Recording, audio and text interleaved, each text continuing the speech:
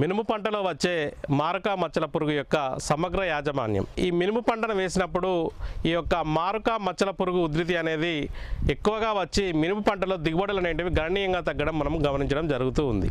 అయితే మినుము పంట వేసినప్పుడు ఈ మినుము పంటలో ఈ మారక మచ్చల పురుగు అనేది ఎప్పుడైతే ఈ యొక్క పూపొగ్గలు స్టార్ట్ అవుతాయో అప్పటి నుంచే ఈ యొక్క మారక మచ్చల పురుగు ఉధృతి అనేది స్టార్ట్ అయ్యి మనకు ఈ పురుగు అనేది పూర్తిగా అభివృద్ధి చెందుతున్న కాయలను గింజలను తినడం వలన దిగుబడులు అనేటివి గణనీయంగా తగ్గడం మనం గమనించవచ్చు.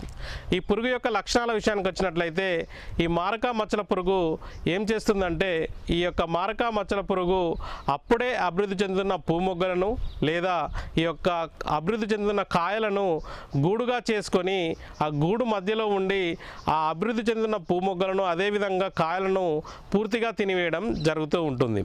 ఈ విధంగా తినివేయడం వలన మనకు దిగుబడులు అనేటివి గణనీయంగా తగ్గిపోవడం మనం గమనించవచ్చు. ఇటువంటి లక్షణాలు కనుక మనము మినుము పంటలో కనుక గమనించినట్లయితే ఈ సస్యరక్షణలో భాగంగా మనకు కొన్ని రకాల మందులను మనము స్ప్రే చేసుకొని ఈ యొక్క మారక మచ్చల పురుగును సమర్థవంతంగా నివారించవచ్చు. తొలి దశలో అయితే ఈ యొక్క మారక మచ్చల పురుగు నివారణ కోసము ఈ వేప సంబంధిత నూనె 5 మిల్లీలీటర్లు లీటర్ నీటికి కలిపి పిచికారీ చేసుకోవాలి.